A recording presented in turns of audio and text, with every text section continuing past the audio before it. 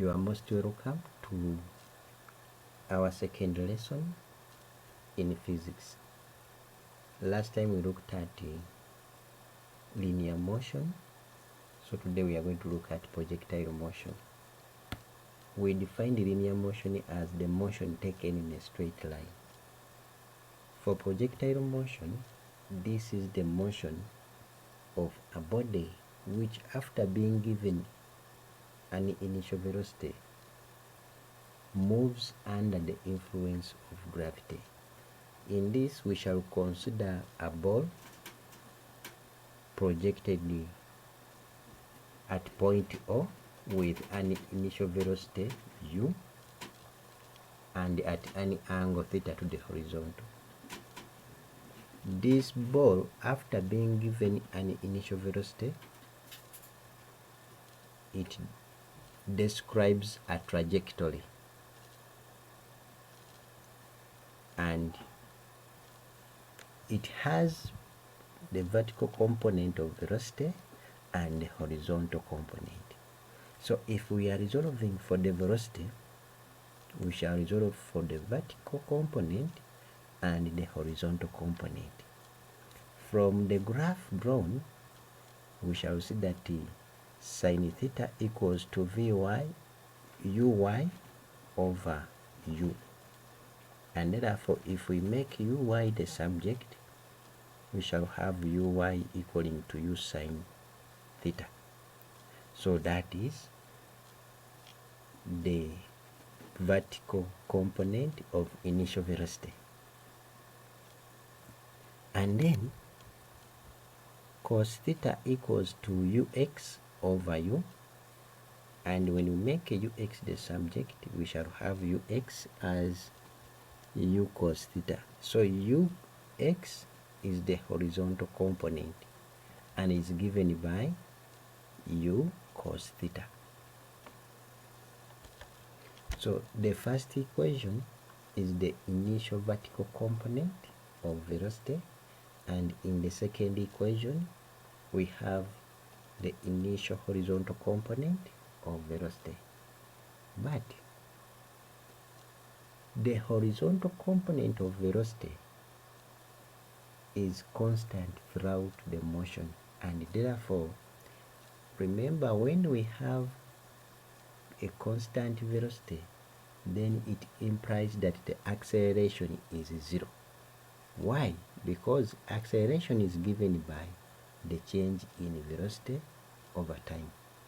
But if the velocity is constant, then it implies that the change in velocity is zero. That's why our acceleration is zero, because there is no change in velocity. So this is what we have to note, and it is important. The horizontal component of velocity is constant throughout, and therefore the acceleration is zero for horizontal motion. Mathematically, we can find velocity at any time, whereby horizontally from v equals to u plus at, but remember a is zero, so it implies that at any time t, the final velocity at any point is equal to u cos theta. That is after substituting in the first equation of motion, which says v equals to ux plus at. When we substitute for ux and a, we shall end up with the final velocity being u cos theta. So if you look at this final velocity and our initial, they are the same, because we had the initial as u cos theta, and also the final is also u cos theta. Why? Because the acceleration is zero. Then vertically, we saw uy as u sine theta, but vertically the acceleration is negative g. Why? Because the body is moving upward. Therefore, the acceleration is negative acceleration due to gravity.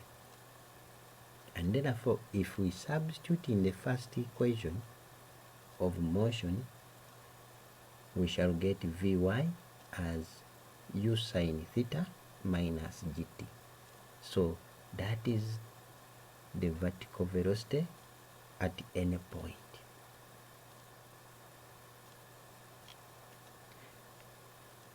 Then, after looking at the vertical component and the horizontal component of velocity, we shall look at velocity, the resultant velocity now.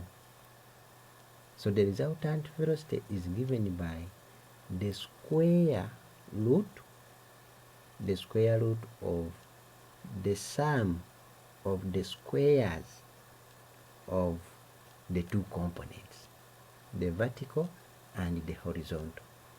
So our resultant velocity at any time is given by v equals to vx squared plus vy squared under square root.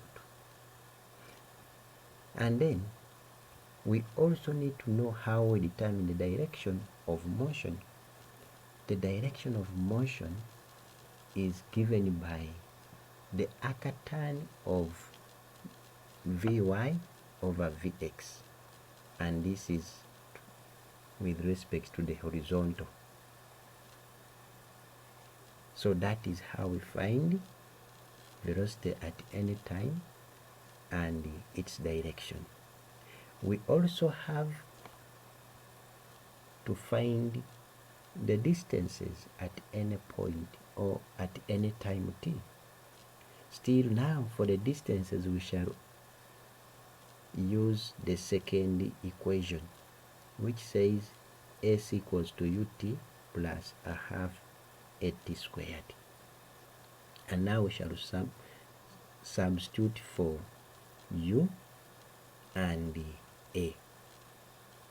But horizontally, we saw u x as u cos theta, and our acceleration is 0. So when we substitute for u and a, we end up with the horizontal distance being u cos theta t, because a is 0. Vertically, the vertical displacement now, we shall still substitute for u, y, and a. But remember, uy is u sine theta, and our a is negative g. So the vertical displacement sy is given by u sine theta t minus a half gt squared. That minus is because of the opposition of the body's motion to gravity. The motion is opposing the gravitational force because it is moving up, yet gravity acts downwards. So that is how we get the distances at any time t.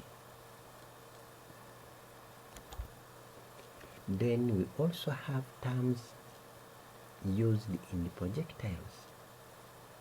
Terms like a maximum height or greatest height. Yes, when you throw an object upwards, it reaches a certain height and comes down. So that height reached before coming down is what we call the maximum height or greatest height. How do we find this? For vertical motion, at maximum height, before the object comes down, the final velocity is 0, because the object is momentarily at rest before it comes down. So at that point the final velocity is 0, and therefore from our first equation, which says v equals to u plus at, since the final v is 0 and we know u and a, so we can substitute in the third equation of motion, because we want the maximum height, so that is displacement. We are using the third equation, which is v squared equals to u squared plus 2as. When we substitute for v, u and a, we can get the displacement s. V is 0, uy is u sine theta, and a is negative g. So when we substitute in the third equation, we shall get our maximum height as u squared sine squared theta over 2g. So that becomes the maximum height or greatest height reached by the object before it comes down.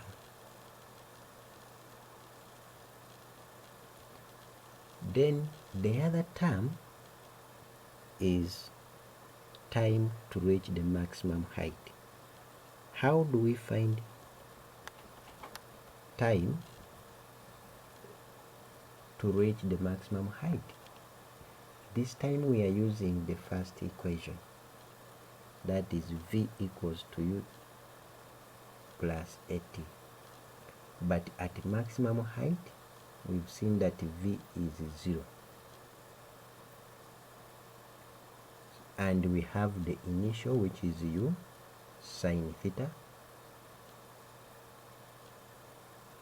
and we have the acceleration, which is negative g. So if we substitute for v, u and a, we make time the subject, and this gives us time as u sine theta over g. That is how we get the time to reach the maximum height. Then term number 3 is the time of flight. Time of flight means the time the object takes to go up plus the time taken for the object to come down. Indeed, if you are critical, before even solving for this time, you realize that the time taken for the object to go up is equal to the time taken for this object to come back, and therefore it is just twice. The time of flight is twice the time taken to reach the maximum height, but we need to prove this. So if we consider a body projected from point O at an angle theta, then we shall get the time of flight using the second equation, which is displacement s equals to ut plus a half at squared. But at that moment, when it completes the flight, the vertical displacement is 0. Why? Because it would have gone up and landed on ground. So, meaning that the vertical displacement by that time will be 0.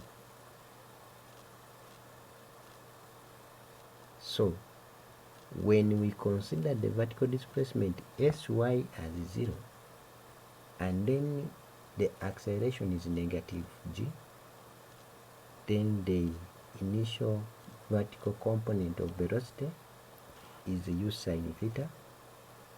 We substitute in the second equation, and when we do that, we shall get our time of flight as 2u sine theta over g. And therefore, you realize that it is just twice the time taken to reach the maximum height.